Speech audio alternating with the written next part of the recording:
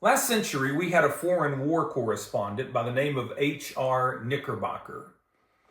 And in 1936, he went overseas to cover a war between Italy and Ethiopia. While he was there, the Italians invited him to ride in one of their bombers on a special mission. Well, the Italian pilot welcomed Knickerbocker with such exuberance that Knickerbocker thought that maybe his reputation as a rider was much more broad than what he had thought.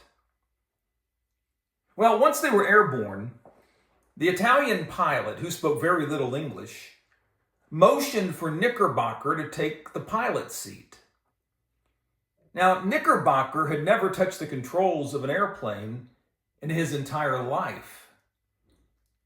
And for a moment, everything was fine. But then they hit an air pocket and the plane began to bank. The Italians kind of nudged each other, thinking he was just toying with them. But then they realized that the plane was going into a dive. And so the pilot went up to the journalist and looked at him and said, "You, Rickenbacker?" And the reporter said, "No, I'm Knickerbocker." And the Italians grabbed Knickerbocker and pulled him out of the pilot's seat and threw him into the back of the plane and regained control of the aircraft. It was a case of mistaken identity.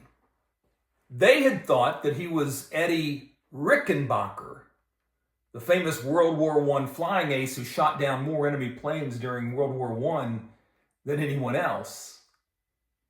But it was actually a journalist by the name of H.R. Knickerbocker.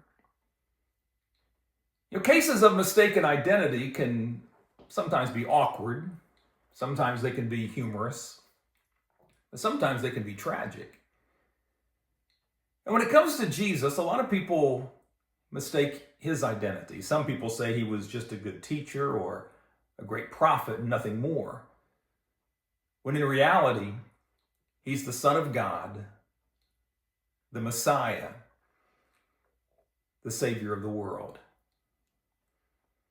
Thank you for watching, and be kind.